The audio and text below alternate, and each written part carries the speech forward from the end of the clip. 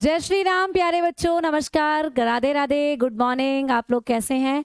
आशा करती हूँ सभी प्यारे साथी एकदम बढ़िया, एकदम मस्त हैं और बहुत ही शानदार हैं। तो आप सभी का मैं भावना भाटी स्वागत करती हूँ आपके अपने प्यारे से परिवार रोजगार विद अंकित में। तो सभी प्यारे बच्चे हमारे साथ जुड़ जाएंगे और हम लोग क्लास को करेंगे फिर शुरू। तो आवाज़ सभी बच्चों को पहुँच रही है? कोई दिक्कत हो किसी तरीके की? Good morning, good morning, good morning. शानदार हैं सभी प्यारे बच्चे। चलो भाई, हर हर महादेव। मैं एकदम बढ़िया हूँ। वाराणसी से बच्चे जुड़ चुके हैं, बहुत बहुत शुक्रिया आपका जुड़ने के लिए। और गुड मॉर्निंग, गुड मॉर्निंग। अच्छा, पर छू के नमस्ते। अच्छा, पैर छू के नमस्ते। भाई पैर छुई छुआ और बहुत सारा आशीर्वाद आप सभी को। तो चलिए भाई, टॉपिक चल रहा था हम लोगों का वायरल डिजीजेस। कल की क्लास में हमने सारी की सारी वायरस से होने वाली बीमारियां खत्म कर ली थी, ठीक है। आज हम बढ़ेंगे अपने एक और बीमारी वाले सेक्शन की तरफ, जिसका नाम है फंगल डिजीजेस। तो हेडिंग डालेंगे फंगल डिजीजेस, हेडिंग डालेंगे फंगल डिजीजेस, यानी कि कवक जनित रोग। तो कवक जनित रोगों की आज करेंगे बात। अब देखो, बरसात आएंगी बेटा। अब बरसात के मौसम में, ठीक है, तो बरसात के मौसम में क्या होता है? बीमारियां फैलती हैं। कैसी? ये फंगस वगैरह जो हैं, ये जो बरसात होगी ना, उस टाइम पर ज्यादा एक्टिव हो जाते हैं। क्यों हो जाते हैं एक्टिव? क्योंकि बरसात के मौसम में हर जगह पानी और नमी होती है, और ये जो फंगस होते हैं ना, ये हमेशा नमी वाली जगह पर ही उगते हैं। इसको आप एक एक्सपेरिमेंट के थ्रू देख सकते हो। जब भी आप लोग के घरों में जो रोटी बनती है, उन रोटी को आप क्या करेंगे, धूप में डाल देना छत पर। उस रोटी पर, जब वो रोटी धूप में रहेगी छत पर, उस पर कवक नहीं लगेगा। वो रोटी सूख जाएगी, कड़क बन जाएगी, बिस्किट बन जाएगी, लेकिन उस पर फंगस नहीं लगेगी। लेकिन उसी रोटी को आप लोग जब किचन में कई दिनों तक रखा छोड़ देंगे, तो उस रोटी पर लग जाएगी फंगस। क्यों? क्योंकि किचन में मॉइस्चर है, किचन में नमी है, किचन में धूप नहीं जा रही, नमी है, और नमी की वजह से जो फंगस होता है वो बहुत जल्दी से लगता है प्यारे बच्चों। तो बरसात के मौसम में हर जगह क्या होती है? नमी होती है, हर जगह मॉइस्चर होता है, जिसकी वजह से फंगस एक्टिव हो जाते हैं। अब तुम एक फंगस देखोगे, बरसात होगी ना, जगह जगह तुम खेतों में जाना, अपने आसपास के कूड़े के ढेर पर देखना, मशरूम उग जाएगा। मशरूम, सांप की छतरी कहते हैं जिसको, जिसको हम कुकुरमुत्ता कहते हैं। तो ये कुकुरमुत्ता एक तरीके का फंगस ही होता है। तो ये बरसात के मौसम में देखने को मिलता है, क्योंकि हर जगह पानी होता है, धूप कम निकलती है, मॉइस्चर ज्यादा होता है। तो कवक हमेशा नमी वाली जगह पर उगते हैं। तो ये हमारे शरीर में भी, हमारे शरीर में जब हम अच्छे से साफ सफाई नहीं करेंगे, तो बहुत सी बीमारियां हमारे शरीर में भी ये फैला देते हैं, जो फंगस होते हैं, ठीक है। तो इन्हीं फंगसों के बारे में अब हम पढ़ते हैं कि ये कौन कौन सी बीमारियां हम लोगों को करते हैं, ठीक है। सिलेबस में पूरी कोशिश कर रही हूँ कि 10 या 12 तारीख तक खत्म हो जाए। आ जाओ, बात करते हैं फंगल डिजीजेस की। तो इनको भी एक ट्रिक से याद कर सकते हो भाई। गंजा दामाद खाए फ्रूट, गंजा दामाद, गंजा दामाद खाए फ्रूट, ये है गंजा दामाद खाए फ्रूट। ये है बेटा ट्रिक, ठीक है, कवक से होने वाली बीमारियों को याद करने की। कैसे बनेगा गंजापन? ठीक है, गंजापन, बैल्डनेस। तो गंजापन जो आपके सर में होता है, ये कवक के कारण होता है। दैसे बनेगा दमा, एस्थमा। ये एस्थमा आता है ज्यादा, कवक जनित रोगों में एस्थमा और रिंगवॉर्म बहुत ज्यादा पूछा जाता है। ये दाद, इस वाले दै से बनेगा दाद, रिंगवॉर्म, ये बहुत आता है कि इनमें से कौन सी बीमारी कवक के कारण होती है। तो अस्थमा और रिंगवॉर्म बहुत ज्यादा ऑप्शन में दिए हुए होते हैं। कैसे बनता है खाज? तो भाई आपको पता है आपके शरीर में खाज भी होती है, स्कैबीज भी हो जाती है हम लोगों को, इधर उधर खुजली करते रहते हैं। और फ्रूट से बनेगा एथिलीट फूट, ये भी पूछ ली जाती है। एथिलीट फूट जो बीमारी होती है, एथिलीट फूट बीमारी भी पूछ ली जाती है, ठीक है, एथिलीट फूट। तो ये बीमारियां होती हैं जो हमारे अंदर कवक करता है। इतनी बीमारियां कवक के कारण होती हैं। अब इन बीमारियों से डिटेल में कुछ नहीं आता, सिर्फ इन बीमारियों के नाम आपको याद रखने हैं कि ये बीमारियां किसके कारण होती है। आपको पूछ ले गंजापन किसके कारण होगा, आप बता देना कवक के कारण। आपको पूछ ले दमा किसके कारण होगा, कवक के कारण। अस्थमा जिसको कहते हैं, ठीक है। आपको पूछ ले प्यारे बच्चे कि जो दाद होता है वो किसके कारण होता है, तो आप बताएंगे दाद भी किसके कारण होता है, कवक के कारण। खाज कवक के कारण, और एथलीट फूट कवक के कारण। तो ये सारी बीमारियां हैं जो कवक के कारण होती हैं, ठीक है भैया। बर्थडे सेलिब्रेशन आपकी कृपा से प्यारे बच्चों बहुत बढ़िया रहा, ठीक है। चलो आ जाओ, अब हम आगे बात करेंगे। इनके नाम और लिख लो कौन कौन से कवक हैं जो ये हमारे अंदर बीमारियां करते हैं। कभी पूछे गंजापन किसके कारण होता है, तो बताना टीनिया कैपिटिस। टीनिया कैपिटिस प्यारे बच्चे, टीनिया कैपिटिस कवक का नाम है। Tinea capitis, tinea capitis, tinea capitis कवक का नाम होता है जो हमारे अंदर करता है गंजापन। तो कभी पूछे कौन सा कवक है जो हमारे अंदर गंजापन करता है, आंसर करके आना टीनिया कैपिटिस।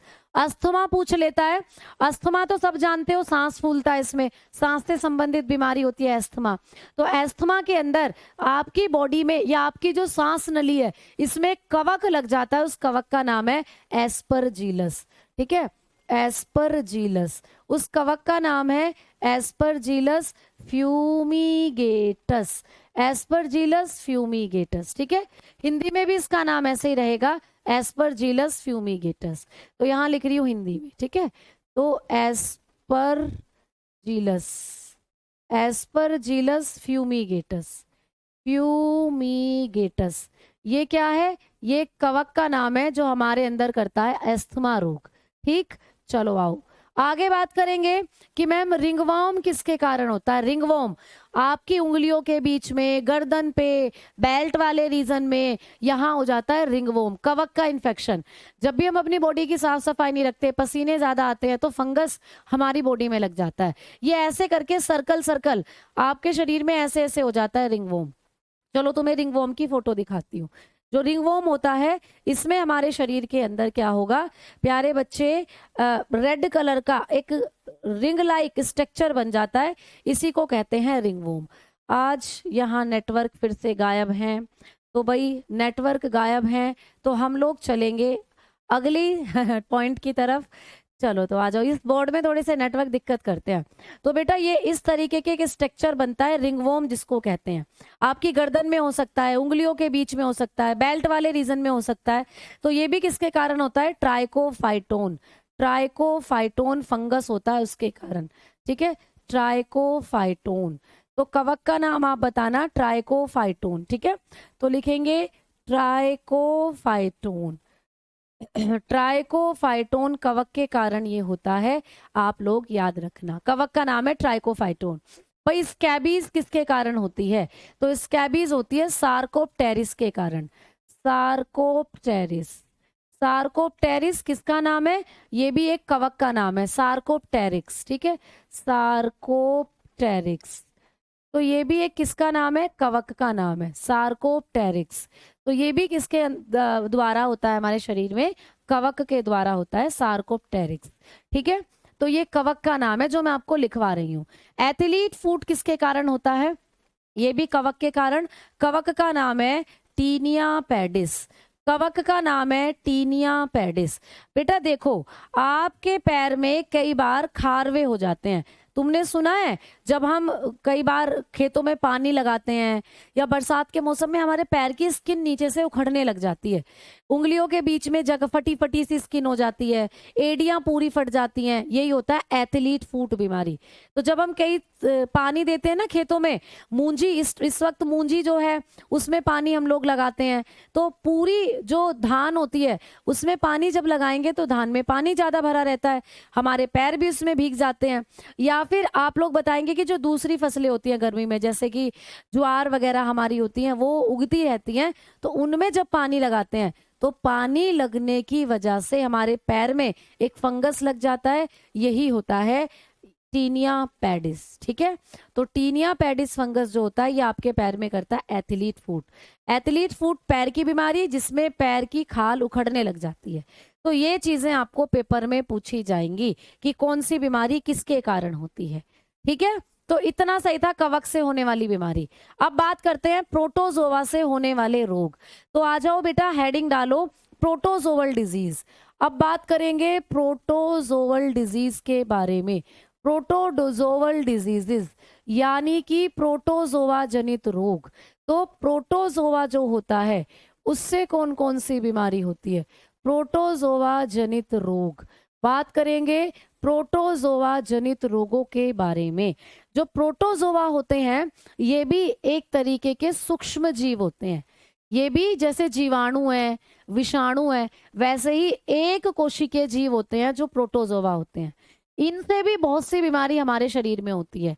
तो प्रोटोजोआ से होने वाली बीमारियों को भी एक ट्रिक से याद कर सकते हो, DM PK Singh. DM PK Singh, ये ट्रिक है प्यारे बच्चे। DM तो तुम जानते हो, जिला मजिस्ट्रेट जो होते हैं, डिस्ट्रिक्ट मजिस्ट्रेट। DM उनका नाम है PK सिंह या DM PK सेट, कुछ भी याद कर सकते हो, आपकी ट्रिक है। ट्रिक जो बनाना चाहो, जिस अच्छे तरीके से याद हो जाए उससे याद कर सकते हो। तो प्रोटोजोआ से होने वाली बीमारियों की ट्रिक है DM PK सिंह या DM PK सेट। तो भाई D से बनता है डायरिया, D से बनता है डायरिया रोग, डायरिया, ठीक है।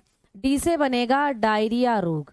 तो जो डायरिया बीमारी होती है, डायरिया बीमारी जो होती है ये हमारे अंदर किसके कारण होती है? प्रोटोजोआ के कारण, ठीक है। डायरिया, डायरिया आप लोग जानते हो क्या होता है?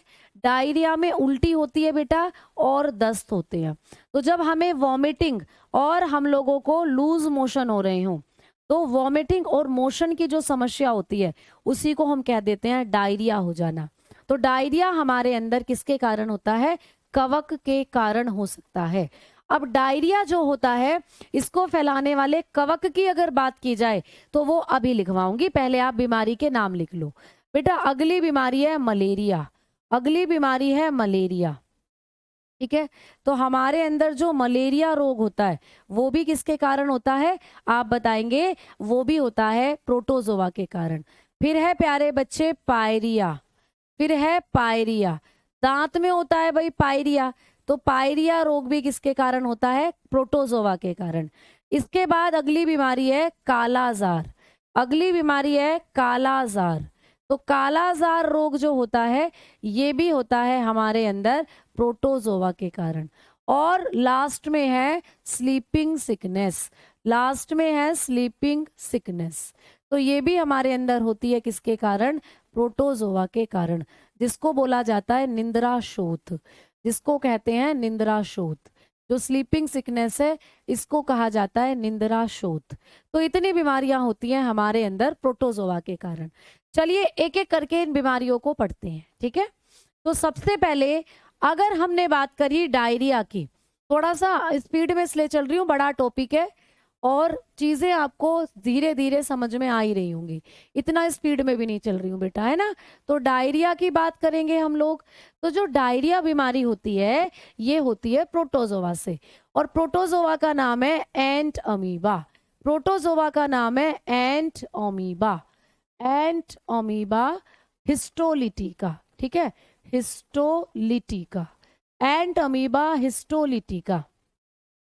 तो ये किसका नाम है बेटा? ये प्रोटोजोआ का नाम है, एंट अमीबा, एंट अमीबा हिस्टोलिटिका, हिस्टोलिटिका।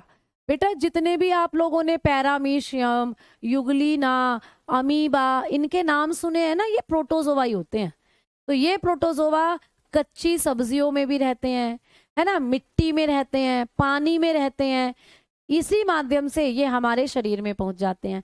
जब भी हम कच्ची सब्जियां खाएंगे उनके माध्यम से हमारे शरीर में चले जाएंगे, गंदा पानी पी लेंगे वहां से चले जाएंगे, है ना। कभी हमें मच्छर काट ले, मक्खी काट ले, उनमें भी होते हैं ये प्रोटोजोआ, उनके द्वारा हमारे शरीर में चले जाएंगे। तो एंट अमीबा हिस्टोलिटिका जो होता है ये बेसिकली मिट्टी में रहता है बेटा, मिट्टी के अंदर।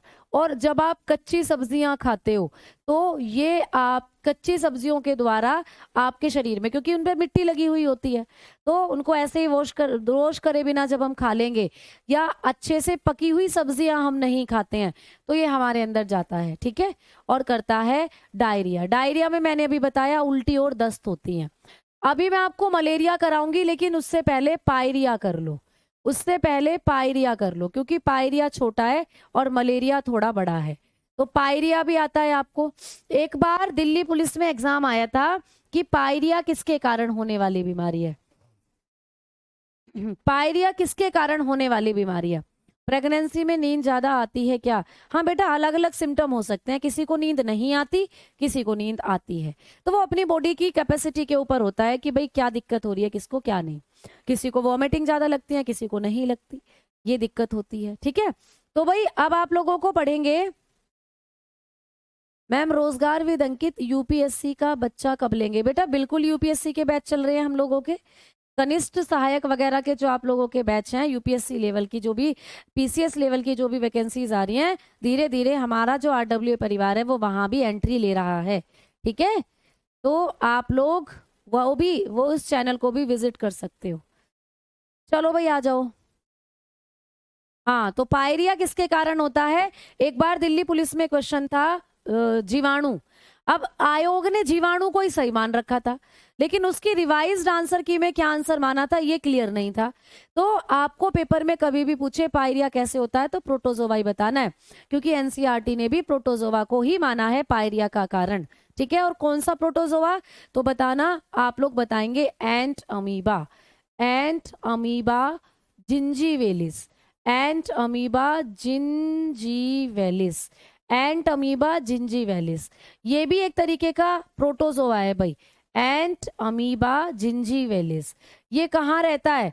तो एंट अमीबा जिंजीवेलिस जो होता है ये रहता है हम लोगों के मुख में। पेपर में क्वेश्चन आता है कि कौन सा प्रोटोजोआ हमारे मुख में रहता है, तो ये हमारे मुख में रहता है प्यारे बच्चों। हमारे मुख में कैसे पहुंचता है? तो ये हमारे माउथ के अंदर मिलता है, हमारे मुख में। हमारे माउथ में कैसे पहुंचता है? तो ये हमारे माउथ में पहुंचता है दूषित जल के द्वारा, यानी ये गंदे पानी में रहता है, दूषित पानी में रहता है बेटा ये। और जब हम लंबे समय तक गंदे पानी का सेवन करते हैं, इम्प्योर वाटर हम लंबे समय तक पीते रहते हैं, तो ये हमारे दांतों में जाकर फंस जाता है, और हमारे दांतों में फंसने के बाद वहीं अपना घर बना लेता है, जिससे धीरे धीरे ये हमारे मुंह के अंदर जो हमारे दांत हैं उनकी जड़ों को कमजोर करेगा। तो पायरिया में क्या होता है? पायरिया के अंदर आपके जो दांत होते हैं उन पर एक पीली सी परत चढ़ जाती है। तो पायरिया रोग के लक्षण सभी ने देख रखे हैं, सभी को पता है सिम्टम्स क्या होते हैं। पायरिया रोग में क्या होता है?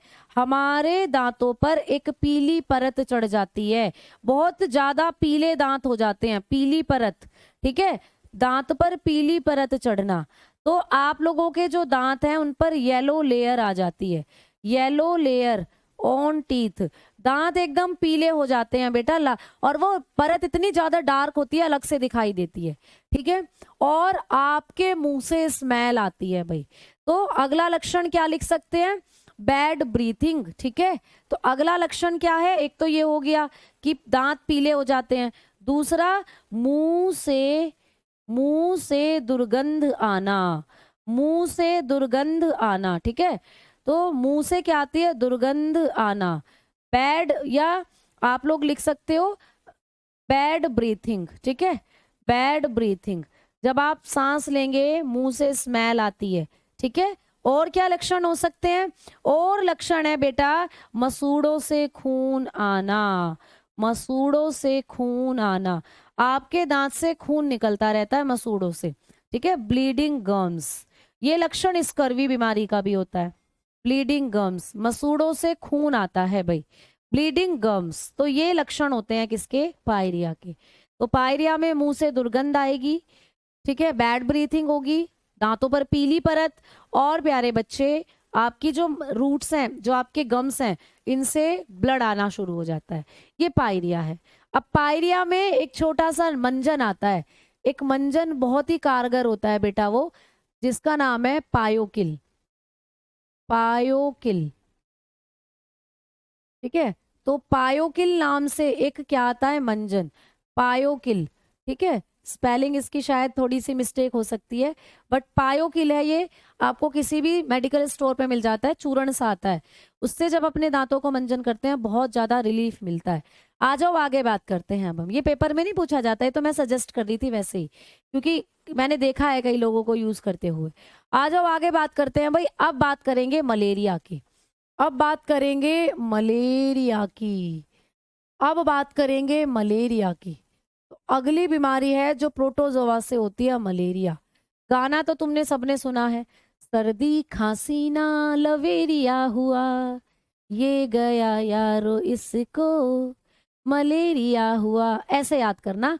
और मैं ऐसे ही गाती हूँ, मैं इस गाने का एक्चुअल मीनिंग जो है वो भूल चुकी हूँ। जब भी मलेरिया पढ़ाती हूँ यही गाना याद आता है कि ये गया यारो इसको मलेरिया हुआ। तो भाई मलेरिया जो है, ठीक है। अच्छा, ब्लड नहीं लिखा, दांतों से खून आना। अच्छा, दांतों से आना लिख दिया, बस लो खून भी लिख लो। दांतों से खून आना, यानी दांतों से तो क्या आएगा, मसूड़ों से खून आना, ब्लीडिंग गम्स, ठीक है। चलो आओ, तो अब बात कर रहे हैं मलेरिया की। और मलेरिया भी किसके कारण होता है, बहुत आता है पेपर में कि मलेरिया किसके कारण होने वाली बीमारी है। तो मलेरिया प्रोटोजोआ के कारण होता है, प्रोटोजोआ। तो प्रोटोजोआ है जो करता है मलेरिया रोग। तो प्रोटोजोआ के कारण होता है मलेरिया रोग। और कौन सा प्रोटोजोआ है जो मलेरिया रोग करता है, आप बताएंगे। उसका नाम है प्लाज्मोडियम, उसका नाम है भाई प्लाज्मोडियम। ये बहुत आता है, प्लाज्मोडियम। मलेरिया किस प्रोटोजोआ के कारण होता है, आप बताना, प्लाज्मोडियम के कारण होता है, ठीक है। समझ में आ गई बात। तो ये होता है किसके कारण, आप बताएंगे, प्लाज्मोडियम के कारण। तो प्लाज्मोडियम हमारे शरीर में कैसे पहुंचेगा, या मलेरिया रोग को करने वाला मीडियम या कारक क्या होता है। तो मलेरिया रोग जो होता है ये हमारे शरीर में पहुंचता है प्यारे बच्चों, किसकी वजह से, आप बताएंगे, एक मच्छर की वजह से। और मच्छर जो खून पीती है, मैंने बताया था सारी की सारी महिला होती हैं, सारी की सारी मादा होती हैं। तो मादा एनोफिल्स मच्छर होती है, मादा एनोफिल्स मच्छर। ये बहुत आता है पेपर में कि मलेरिया कौन सी मच्छर के काटने से होता है। तो मादा एनोफिल्स मच्छर होती है, फीमेल एनोफिल, ठीक है। फीमेल एनोफिल मॉस्किटो होती है, फीमेल एनोफिल्स मॉस्किटो होती है। उसी के कारण ये जो प्लाज्मोडियम है हमारे शरीर में पहुंचता है, क्योंकि इस मादा मच्छर की लार में होता है ये प्लाज्मोडियम। और जब ये हमें काटती है तो हमारे खून में इसको छोड़ आती है। तो ये है प्यारे बच्चों प्लाज्मोडियम, जो कि हमारे शरीर में ले जाती है मादा मच्छर। अब आपको पूछेगा कि ये जो प्लाज्मोडियम है ना, इसके कितने होस्ट होते हैं। प्लाज्मोडियम के पोषद पूछेगा आप लोगों को। तो जो प्लाज्मोडियम है इसके दो पोषद होते हैं, प्लाज्मोडियम के पोषद। अब पोषद क्या होते हैं, पोषद वो है बेटा जहां जहां से जिस जिसके शरीर में जाकर ये क्या करता है, रिप्रोडक्शन करता है, जनन करता है। तो ये दो जगह जनन करता है, ठीक है। तो आपको पूछेगा कि प्लाज्मोडियम के कितने पोषद हैं, कितने होस्ट हैं। तो आपको जब भी पूछे होस्ट ऑफ प्लाज्मोडियम, तो बताना कि प्लाज्मोडियम जो होता है ये दो जगह रहता है और ये दो जगह जनन करता है। तो प्लाज्मोडियम के दो होस्ट होते हैं। कितने होस्ट होते हैं, दो। कौन कौन से, तो एक है इसका प्राथमिक पोषद, एक है प्राथमिक पोषद। पेपर में आएगा कि प्लाज्मोडियम का प्राथमिक पोषद क्या है, प्लाज्मोडियम का प्राइमरी होस्ट क्या है।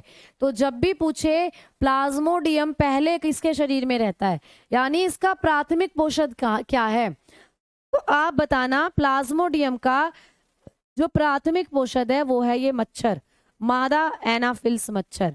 तो प्लाज्मोडियम का प्राथमिक पोषद किसको कहते हैं, आप बताना, मादा एनाफिल्स मच्छर को। क्योंकि पहले ये इसकी लार में ही रहेगा, इसकी गट में रहता है, मच्छर के डंक में रहता है ये, इस मच्छर के डंक से ही हमारे शरीर में पहुंचता है।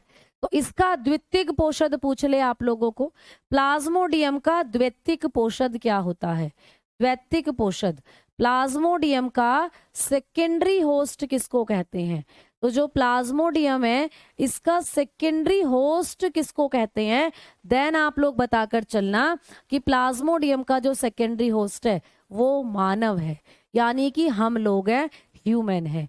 तो मानव के अंदर ये बाद में जाता है, पहले मच्छर के अंदर रहेगा, मच्छर हमें काटेगी, फिर ये जाएगा हमारे अंदर, तो हम इसका सेकेंडरी होस्ट होते हैं। तो ये 2 क्वेश्चंस भी आपको पेपर में बनते हैं प्लाज्मोडियम के बारे में, ठीक है? ये 2 क्वेश्चन बनते हैं प्लाज्मोडियम के बारे में। लाइट ऊपर जा रही है, जाने दो, तो क्या हो गया, लाइट को ऊपर जाने दो, ठीक भाई? चलो आ जाओ। तो अब आगे बात करते हैं भाई। सुरेश प्यारे बच्चे, बहुत बहुत शुक्रिया। फीमेल ही है खून पीने के लिए, हाँ भैया ऐसा भी समझ सकते हो तुम। तो प्राथमिक पोषक और सेकेंडरी होस्ट होते हैं मानव, ये आपको पेपर में आता है क्वेश्चन।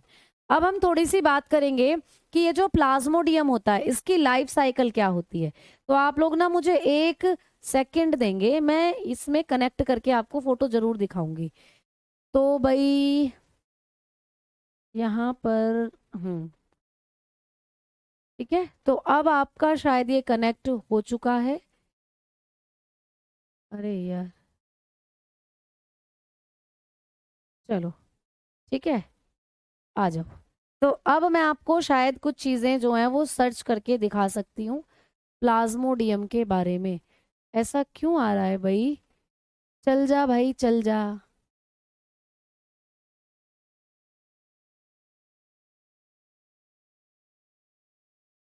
चलो, तो अब बात करते हैं हम लोग किसके बारे में? Life cycle of Plasmodium. तो जो प्लाज्मोडियम होता है ना, इसकी लाइफ साइकिल भी आपको पेपर में आती है, क्योंकि ये ना प्यारे बच्चे, ये कई तरीके से या कई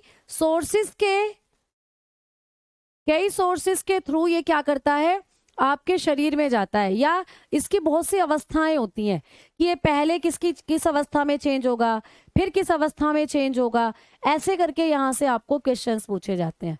तो प्लाज्मोडियम की हम लाइफ साइकिल पढ़ते हैं। जब आपको कोई मच्छर काटती है ना, मादा कोई भी फीमेल मच्छर काटेगी, एनाफिल्स मच्छर, तो ये आपको प्लाज्मोडियम को आपके खून में छोड़कर आएगी।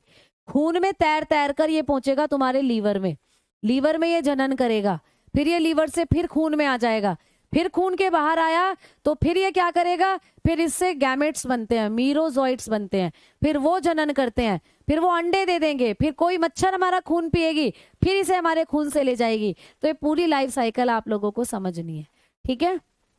चलो, तो थोड़ी सी हम लोग बात करके चलेंगे कि जो प्लाज्मोडियम होता है इसका पूरा जीवन चक्र मैं आपको समझाना चाहती हूँ स्टेप बाय स्टेप।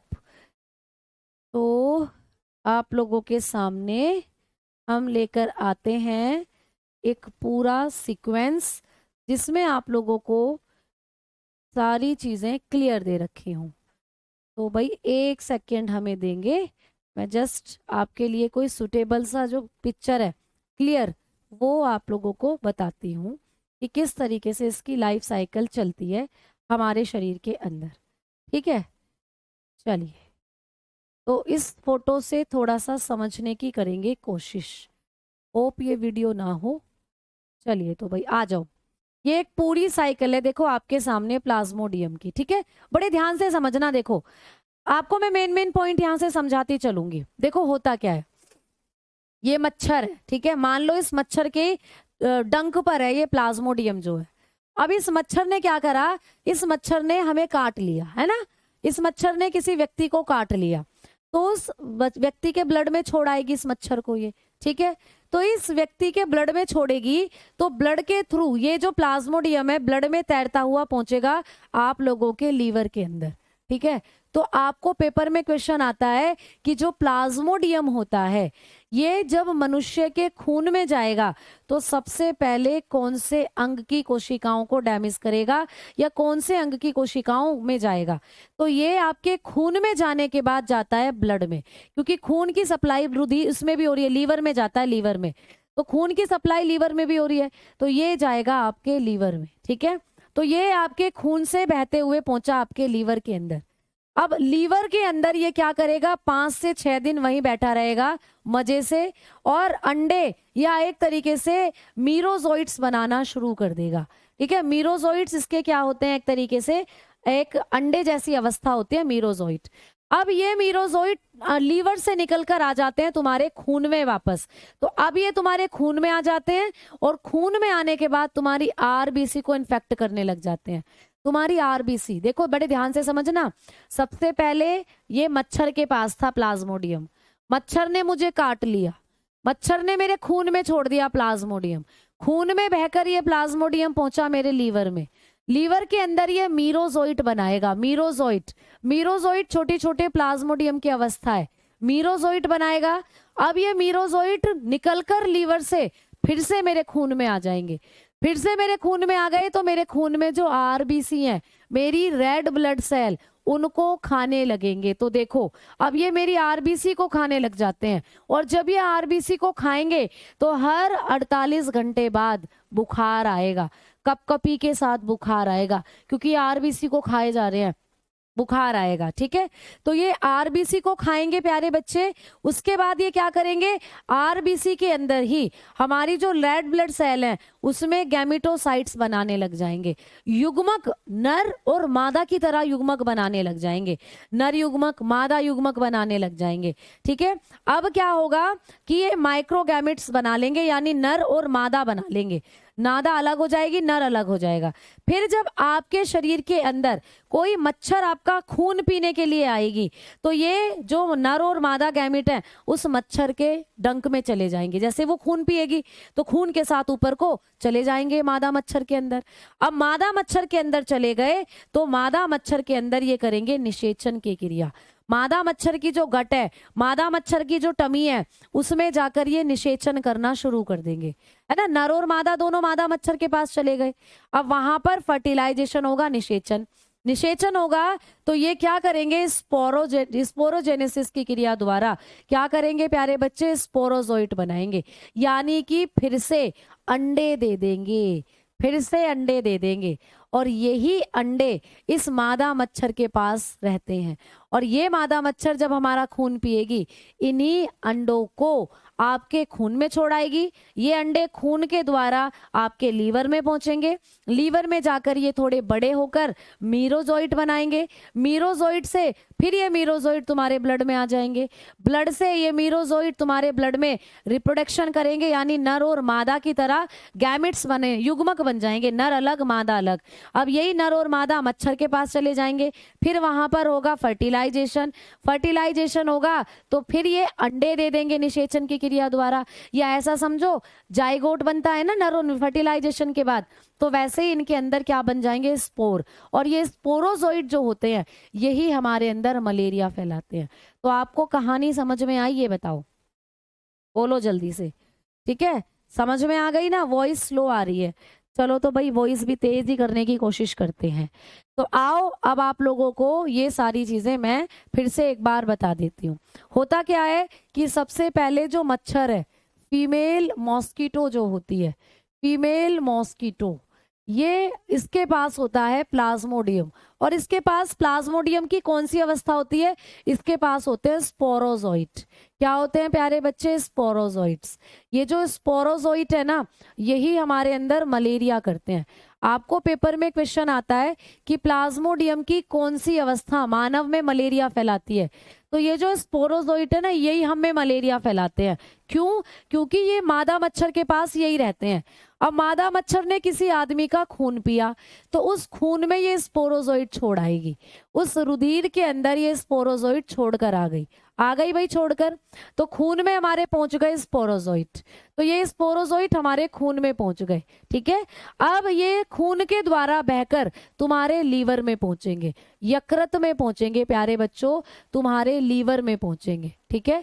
और लीवर में पहुंचने के बाद ये किस में कन्वर्ट हो जाएंगे, ये कहलाएंगे मीरोजोइट। लीवर में जाने के बाद ये मीरोजोइट कहलाएंगे। मीरोजोइट थोड़ी सी बड़ी अवस्था आप समझ सकते हो, ठीक है। तो ये क्या कहलाएंगे, मीरोजोइट कहलाएंगे। तो लीवर में पहुंचने के बाद ये वयस्क हो गए, थोड़े से बड़े हो गए, तो इनको कहा गया मीरोजोइट। अब यही मीरोजोइट वापस से लीवर से निकलकर तुम्हारी आरबीसी में आ जाएंगे, यानी तुम्हारी जो खून है, खून में जो तुम्हारी लाल रुधिर कोशिकाएं हैं, उनको आकर क्या करने लगेंगे, डैमेज करने लगेंगे। और लाल रुधिर कोशिकाओं के अंदर ही ये जो मीरोजोइट है, ये किस में कन्वर्ट हो जाएंगे, गैमिटोसाइट्स में, गैमिटोसाइट्स के अंदर, ठीक है। तो ये गैमिटोसाइट्स में कन्वर्ट हो जाएंगे, ये युग्मक बनाने लग जाएंगे, युग्मक बनाएंगे यानी कि नर और मादा बनाने लग जाएंगे, ये नर और मादा बनाने लग जाएंगे बेटा, ठीक है। ये नर और मादा यानी मेल और फीमेल में कन्वर्ट हो जाएंगे, यानी हमारी आरबीसी में ही ये गैमिटोसाइट्स करने लग जाते हैं, गैमिटोसाइट बनाने लग जाएंगे युग्मक।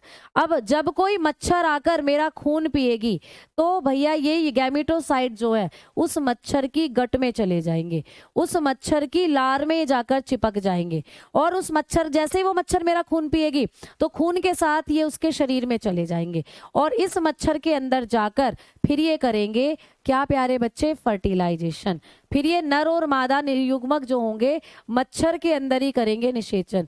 तो क्वेश्चन ये भी आ सकता है कि प्लाज्मोडियम जो होता है इसमें फर्टिलाइजेशन की क्रिया जो होती है वो किसके शरीर में होती है, मच्छर के शरीर में होती है। तो मच्छर के अंदर ये क्या करेंगे, निषेचन करेंगे।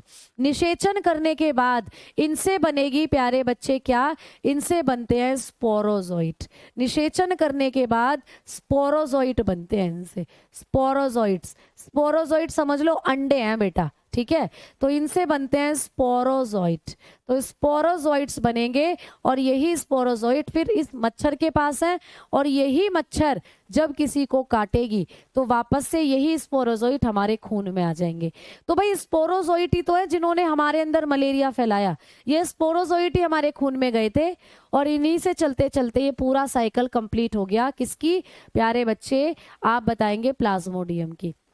तो प्लाज्मोडियम जो होता है ये हमारे शरीर में स्पोरोजोइट जो हैं यही मलेरिया फैलाते हैं।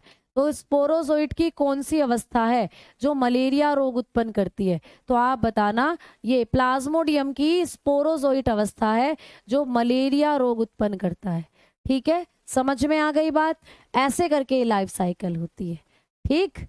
अच्छा जी भैया मैं सिंगर बन जाऊं, फिर तुम्हें बायो कौन पढ़ाएगा। ओके क्वेश्चन बता दो, क्वेश्चन बता दो, कैसे बताऊं बेटा, क्वेश्चन ऐसे ही आता है कि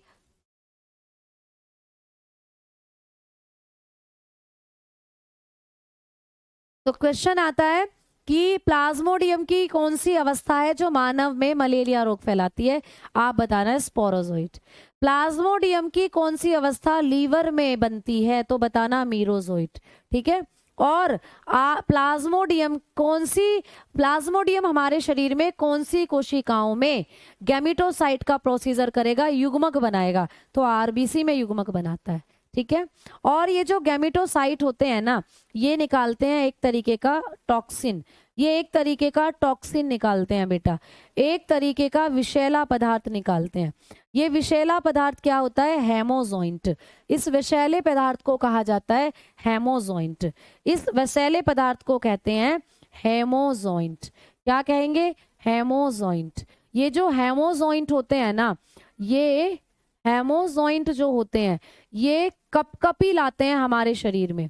इस हेमोजोइंट के कारण ही कपकपी के साथ बुखार आता है, कपकपी के साथ बुखार, ठीक है।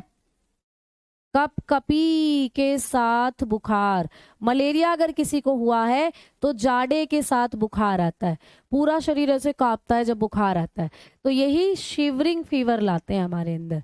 शिवरिंग फीवर यानी कपकपी के साथ बुखार आता है, कौन से टॉक्सिन के कारण, हेमोजोइंट के कारण।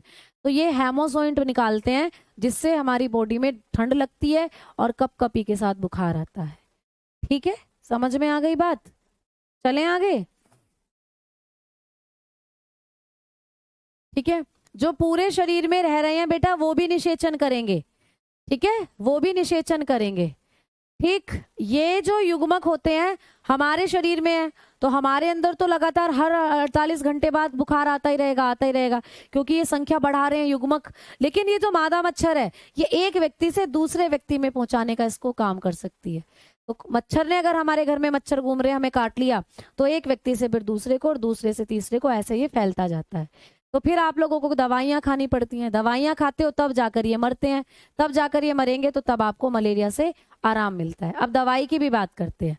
ठीक है, अब दवाई की भी बात करते हैं। तो मलेरिया रोग जो होता है इसका ट्रीटमेंट आपको पूछा जाता है कि मलेरिया रोग में हम कौन सी दवाई खाते हैं, मलेरिया रोग के इलाज के लिए हम कौन सी दवा खाएंगे। तो भाई आप लोग बताएंगे, एक दवाई होती है कुनेन। ठीक है, कुनेन, कुनेन नाम की एक दवा होती है, कुनेन, जिसको हम क्लोरोकुनेन के नाम से भी जानते हैं। तो कुनेन क्या है प्यारे बच्चे? एक दवा है। कुनेन जो होती है ये एक मेडिसिन है या एक ड्रग है। इसी दवा को हम लोग खाते हैं मलेरिया से बचाव के लिए। तो कई बार पेपर आया है कि मलेरिया से बचाव के लिए कौन सी दवा खाई जाती है? कुनेन। अब ये कुनेन कहाँ से प्राप्त होती है? तो ये सिनकोना वृक्ष की छाल से प्राप्त होती है, सिनकोना वृक्ष की छाल से। सिनकोना एक पेड़ होता है, ठीक है, सिनकोना वृक्ष की छाल से प्राप्त करते हैं इसको। ठीक है, ये बहुत क्वेश्चन आपको पेपर में आता है कि जो मलेरिया के उपचार में कुनेन नाम की दवा दी जाती है इसको कौन से पेड़ के किस भाग से प्राप्त करते हैं? तो भाई सिनकोना पेड़ की छाल से प्राप्त करते हैं, छाल से प्यारे बच्चे। तो लिखना बार्क ऑफ सिनकोना, इसको हम बार्क ऑफ सिनकोना से प्राप्त करते हैं, बार्क ऑफ सिनकोना। सिनकोना एक बहुत ऊंचा लंबा पेड़ होता है, उसकी जो छाल है उससे बनाई जाती है ये दवाई। तो ये भी पेपर में आता है कि सिनकोना वृक्ष की छाल से कौन सी दवा को निकालते हैं, कुनेन को या क्लोरोकुनेन को। क्लोरोकुनेन कौन सी बीमारी से बचाव के लिए दी जाती है? मलेरिया से बचाव के लिए दी जाती है। ठीक है, क्लियर? हाँ, तो ये आपको पूछेगा। हाँ भाई, मलेरिया से मृत्यु भी हो सकती है। चलिए, तो भाई अब हो गया मलेरिया खत्म। अब हम बात करते हैं प्रोटोजोआ से होने वाली और बीमारियों की। तो कालाजार अगली बीमारी है जो प्रोटोजोआ से होती है, कालाजार। तो कालाजार रोग जो होता है ये हमारे अंदर करता है प्रोटोजोआ। अगली बीमारी जो प्रोटोजोआ के कारण होती है, कालाजार। भाई कालाजार भी किसके कारण होगा? प्रोटोजोआ के कारण। प्रोटोजोआ करता है इसको, प्रोटोजोआ। ठीक, और कौन सा प्रोटोजोआ है जो हमारे अंदर कालाजार रोग करता है? तो प्रोटोजोआ का नाम है, आप बताना, लीशमेनिया डोनोवानी। तो लिखना भाई Leishmania, Leishmania donovani, Leishmania donovani. तो लीशमेनिया डोनोवानी किसका नाम है? आप बताना। लीशमेनिया डोनोवानी जो नाम है ये प्रोटोजोआ का नाम है, लीशमेनिया डोनोवानी। ठीक है, अब ये जो आपको कालाजार रोग है ना, इसको हम लोग लीशमेनियसिस के नाम से भी जानते हैं। इसका एक और नाम है, इसे ही हम लीशमेनियसिस भी कहते हैं। लीशमेनियसिस क्यों कहते हैं? क्योंकि बेटा इसके प्रोटोजोआ का नाम ही है लीशमेनिया, तो इसको लीशमेनियसिस भी कहते हैं, लीशमेनियसिस भी इसको कहा जाता है। तो कई बार पेपर में ये कालाजार के नाम से नहीं आती है, लीशमेनियसिस के नाम से आ जाती है, क्योंकि इसके प्रोटोजोआ का नाम ही लीशमेनिया है, तो इसीलिए इसको लीशमेनियसिस भी कहते हैं। ठीक है भाई, इसका एक और नाम है, कालाजार जो रोग होता है इसको हम ब्लैक फीवर भी कहते हैं बेटा, ब्लैक फीवर। आपको कभी भी पूछे कि ब्लैक फीवर किस बीमारी को कहा जाता है, इसी को कहते हैं काला बुखार। तो इसी को हम काला बुखार भी कहते हैं, काला बुखार, ठीक है, इसी को किस नाम से जानते हैं? काला बुखार कहते हैं। ब्लैक फीवर इसी बीमारी को कहते हैं। और भैया इसी का एक और नाम है, इसी को हम डम डम फीवर भी कहते हैं, डम डम फीवर। तो कभी भी पेपर में इन तीनों में से कोई भी नाम पूछे तो आप बताना कि ये आप लोगों को सारे के सारे नाम जो हैं ये सारे के सारे नाम कालाजार के हैं। तो कालाजार को लीशमैनियासिस कहते हैं, ब्लैक फीवर कहते हैं और डमडम फीवर भी कहते हैं। भैया डमडम फीवर क्यों कहते हैं इसको? क्योंकि कोलकाता के अंदर, कोलकाता एक शहर है, कोलकाता में एक डमडम नाम का शहर है बेटा। कोलकाता जो है वहां पर डमडम नाम का एक शहर है, वहां पर ये बीमारी सबसे पहले देखी गई थी, इसीलिए इसको डमडम फीवर कहते हैं। ठीक है, चलो तो भाई बात करते हैं कि मैम इस रोग का कारक क्या है, ये रोग हमारे शरीर में कैसे पहुंचता है, या ये जो प्रोटोजोआ है लीशमैनिया डोनोवानी ये हमारे शरीर में कैसे पहुंचेगा। तो इसको तुम्हारे शरीर में पहुंचाने का काम करती है एक मक्खी, और उस मक्खी का नाम है सैंड फ्लाई। बहुत आता है पेपर में कि कौन सी मक्खी हमारे अंदर कालाजार रोग करती है, तो बालू मक्खी है बेटा, सैंड फ्लाई, यही हमारे अंदर करती है कालाजार रोग। ठीक है, अब ये जो बालू मक्खी है, सैंड फ्लाई है, इसका वैज्ञानिक नाम क्या होता है? इसका वैज्ञानिक नाम क्या होता है? तो इसका वैज्ञानिक नाम, साइंटिफिक नेम जो होता है वो होता है, आप बताना, इसका जो साइंटिफिक नेम होता है वो होता है प्यारे बच्चों, आप बताकर चलोगे, फेलोबोटोमस। ठीक है, तो याद रखना, आप बताना फेलियोबोटोमस, फेलियोबोटोमस। तो ये जो मक्खी होती है इसका वैज्ञानिक नाम है फेलोबोटोमस। ठीक है, तो ये भी आपको पूछा जा सकता है, फेलियोबोटोमस। तो इस मक्खी का जो वैज्ञानिक नाम है वो है फेलियोबोटोमस। ठीक है, तो ये मक्खी करती है हमारे अंदर कालाजार रोग, और कालाजार रोग में पूरा शरीर काला हो जाता है, बुखार आता है और डेथ भी हो सकती है। तो ये सारी चीजें आपको पढ़नी है कालाजार के बारे में। ठीक है, और कालाजार रोग जो होता है इसका प्रभावी अंग क्या होता है? इसका प्रभावी अंग क्या होता है? तो कालाजार रोग का जो प्रभावी अंग है, एफेक्टिव ऑर्गन जो होता है वो आप लोगों का प्लीहा होता है, स्प्लीन। ठीक है, प्लीहा, जहां पर आरबीसी मरती हैं, स्प्लीन, तो स्प्लीन होता है इसका एफेक्टिव ऑर्गन, प्लीहा, जहां पर आरबीसी मरती हैं, आरबीसी का कब्रिस्तान कहते थे जिसको, वो होता है इस बीमारी में इफेक्टिव। तो इतनी चीजें लीशमैनिया के बारे में आपको पढ़नी है। ठीक भाई, सैंड फ्लाई, हाँ जी भाई। चलो आओ आगे बात करते हैं अगली बीमारी। तो जो लास्ट बीमारी प्रोटोजोआ से होती है वो है स्लीपिंग सिकनेस। स्लीपिंग सिकनेस, तो देखो स्लीपिंग का मतलब नींद और सिकनेस का मतलब कमी, तो ऐसी बीमारी जिसमें नींद में कमी आ जाती है उसको कहते हैं स्लीपिंग सिकनेस। इसको हम निंद्रा शोथ भी कहते हैं, निंद्रा शोथ। ठीक है, इसमें ही हो जाती है प्यारे बच्चों नींद में कमी, नींद नहीं आएगी, तुम्हें भटकते फिरोगे इधर उधर तो नींद नहीं आएगी। ठीक है, ये किसके कारण होता है? प्रोटोजोआ के कारण। ये बीमारी भी हमारे अंदर प्रोटोजोआ करते हैं, ये भी हमारे अंदर होता है प्रोटोजोआ के कारण। और प्रोटोजोआ कौन सा है तो बताकर चलोगे, प्रोटोजोआ है ट्राइपेनोसोमा, ट्राइपेनोसोमा, सोमा का मतलब होता है नींद, ट्राइपेमोसोमा ब्रूसी। ठीक है, तो किसका नाम है बेटा? प्रोटोजोआ का नाम है ट्राइपेनोसोमा ब्रूसी। तो लिखना ट्रिपेनोसोमा ब्रूसी, सोमा का मतलब नींद है, तो नींद ना लाने वाली बीमारी है और उसको करने वाले प्रोटोजोआ का नाम है ट्रिपेनोसोमा ब्रूसी। ठीक है, तो ये करता है हमारे अंदर कैसी बीमारी? स्लीपिंग सिकनेस रोग। अब ये भी कहाँ, ये भी कैसे हमारे शरीर में पहुंचता है, इसका भी कारक है भाई। इस बीमारी का भी वेक्टर क्या है तो आप बताना, इस बीमारी को भी एक मक्खी करती है, उस मक्खी का नाम है सीसी फ्लाई, उस मक्खी का नाम है सीसी फ्लाई, तो इसे कहते हैं सीसी मक्खी। सीसी मक्खी करती है हमारे अंदर इस बीमारी को फैलाने का काम, सीसी मक्खी। अब ये जो सीसी मक्खी है भाई, इसका भी एक और नाम है, या इसका भी वैज्ञानिक नाम आपको पूछे तो सीसी मक्खी का जो वैज्ञानिक नाम होता है, सीसी मक्खी का जो साइंटिफिक नेम होता है वो क्या है? तो सीसी मक्खी जो है, इसका साइंटिफिक नेम जो होता है वो है, ये लगाती है फेरम लवली। क्या लगाती है ये?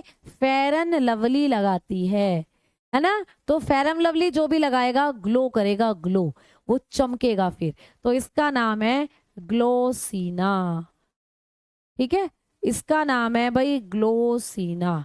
तो ये फेरम लवली लगाती है, इसीलिए करती है ग्लो, तो इसका नाम है ग्लोसीना। तो इतनी बीमारियां थी जो आप लोगों को पढ़नी थी स्लीपिंग प्रोटोजोआ से होने वाली। इसका कोई ऐसा विशेष अंग नहीं है जिसको ये प्रभावित करेगा। ठीक है, हाँ जी, ग्लोसीना है इसका नाम। ट्रीटमेंट है बेटा, सबका ट्रीटमेंट है। ठीक है, ग्लोसीना। ठीक भाई प्यारे बच्चे, तो ये हो गई आप लोगों की प्रोटोजोआ से होने वाली बीमारियां। अब एक और बीमारी है, जैसे हाथी पांव। आपको पूछे हाथी पांव किसके कारण होता है? हाथी पांव रोग, एलिफेंटिएसिस। एलिफेंटिएसिस बीमारी किसके कारण होती है? हाथी पांव रोग। इसमें क्या होता है? पैर हाथी के जैसा हो जाता है सूजकर। ठीक है, समझ में आई बात?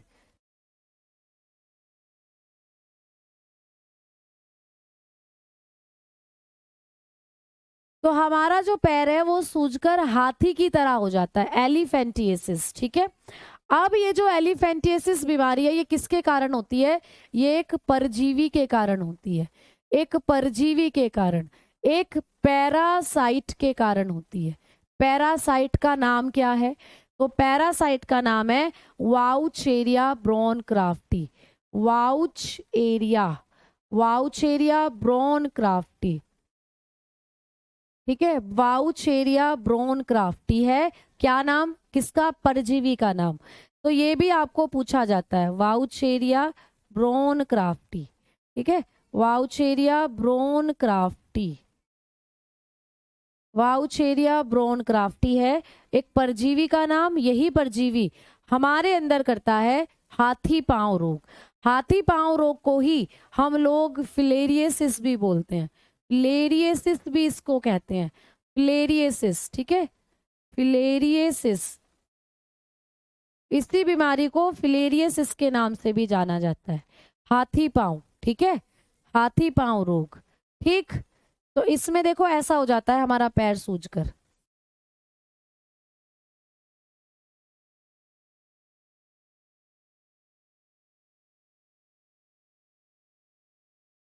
एलिफेंटिएसिस जो होता है इसमें हमारा जो पैर है देखो इतना खतरनाक हो जाता है। इनके पैर दिख रहे हैं तुम्हें? देखो कितने मोटे मोटे हो गए, जैसे हाथी का पैर हो, ऐसे पैर हो जाते हैं एलिफेंटिएसिस बीमारी में। यह है एलिफेंटिएसिस रोग। ठीक है, चलो, तो अब आप लोगों को मैं अगली क्लास में पढ़ाऊंगी कुछ और बीमारियां। जेनेटिक डिजीज अब हमारी रह गई हैं, है ना? हाँ, कृमि बोल सकते हो इसको, पैरासाइट या कृमि। ठीक है, अब देखो कल आप लोगों की क्लास नहीं होगी प्यारे बच्चों, क्योंकि कल मेरी सीजीएल के लिए मैराथन है यूट्यूब पर। तो चाहो तो आप लोग उस सेशन को ज्वाइन कर सकते हो। ठीक है, उसमें मैं थियोरटिकल क्लासेस लूंगी और उसी मतलब कुछ इंपॉर्टेंट टॉपिक जो सीजीएल के पेपर में या किसी भी एग्जाम के पॉइंट ऑफ व्यू से इंपॉर्टेंट होते हैं। आप लोगों के लिए तो बायो कंप्लीट आनी है, तो आप भी उस सेशन को ज्वाइन कर सकते हो। एज अ रिवाइज क्लास आप लोगों के लिए वो हेल्पफुल रहेगी। उसमें मैं आपको कुछ टॉपिक कराऊंगी और साथ ही साथ उस टॉपिक से रिलेटेड कुछ क्वेश्चन जो पीवाईक्यू एग्जाम्स में पहले पूछे गए हैं वो कराऊंगी। तो कल मेरी 10 बजे से सीजीएल विनर सीरीज के अंतर्गत मैराथन है, इसीलिए आपकी क्लास कल नहीं हो पाएगी। तो सभी बच्चे या तो उस क्लास के साथ जुड़ जाएं या इन सारी टॉपिक्स को आप लोग बैठकर कल रिवीजन कर ले।